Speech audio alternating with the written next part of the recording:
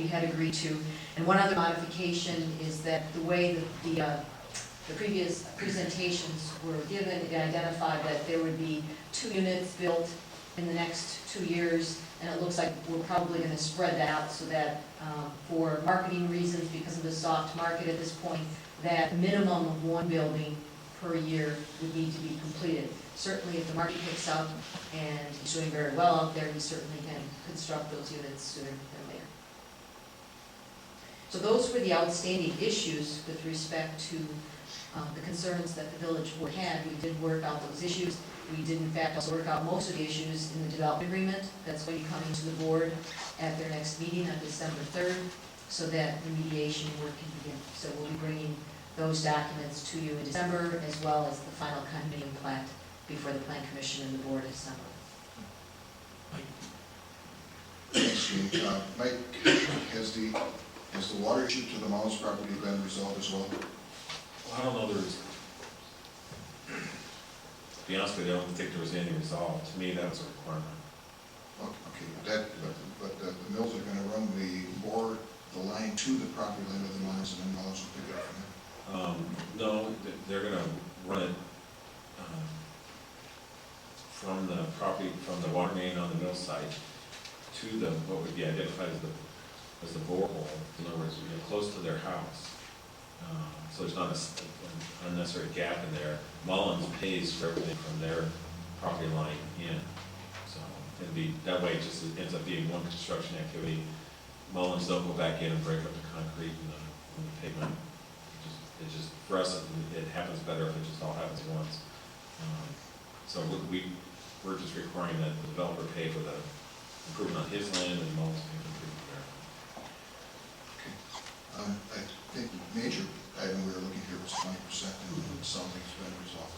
And I'm happy with that compromise. One question though, who enforces or checks that 20%? Is it up to the homeowner association to do that? How is it done through the village? How do we know that we're at a 20%, we're not at 40% rental? Initially, it'll be the declarant's responsibility, C-Mills, to keep track of all that information as to who lives where in each of the units, and then that responsibility will be transferred to the condominium association for them to track and to trace who the owners are for each of the individual units and if they're owners or renters in those units. I have a question on the homeowners association. Can you be a member of the association as a renter? No. My understanding of the declarations I've seen is that you're not a voting member. Only the owners.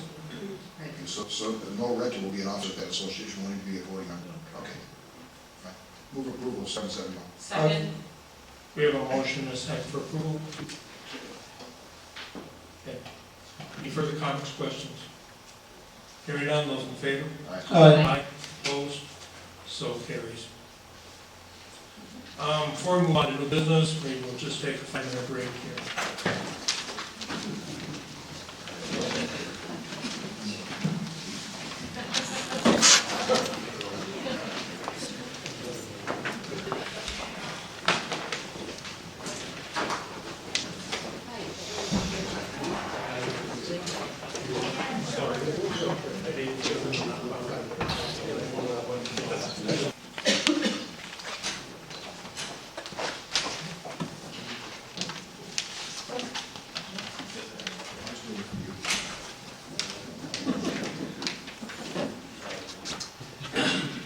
Okay, we're on item 11 of the business. First item being item 8. Yeah. And that is to receive the Planning Commission recommendation to consider resolution number 07-77 to approve the preliminary plat for the request of Fuad Saab is the agent for GM Square LLC, the owner of the approximate 15-acre property, and this is generally located in the on west side of 28th Avenue, south of 116th Street, at the approximate 11900 block. This is for the proposed 19-lot family subdivision to be known as Orchard Subdivision. Mr. President, members of the board, this item is to request preliminary plat approval for the Orchard subdivision, which is located south of 116th Street at approximately the 1900 block. The Orchard subdivision is proposing 19 single-family lots, 18 new lots, and 1 existing lot. It's a single-family subdivision that's located on the west side of 28th Avenue and east of the Kenosha County Bike Trail, south of 116th Street. The Plan Commission had gone through a series of public meetings since November of 2006, where they addressed, through a series of public hearings and public open houses, questions and concerns that were raised by residents on 28th Avenue that had to do with construction, density, conformance with the comprehensive plan and neighborhood plan, location of water drainage, payment of impact fees, extension of municipal water service, and placement of street lighting and signage. The developer has addressed all of these concerns.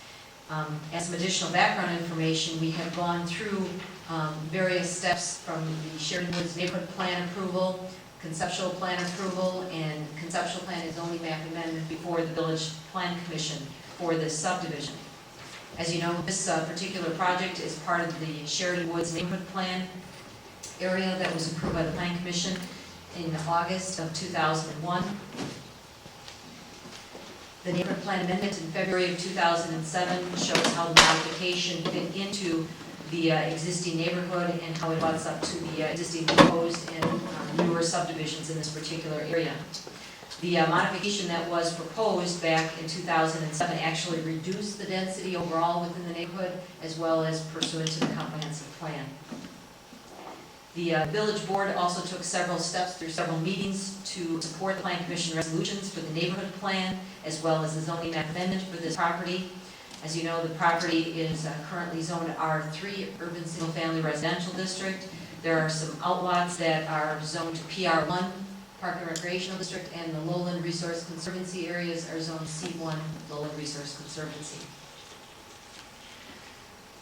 This is a map that clearly delineates where the zoning is in a particular area of the subdivision.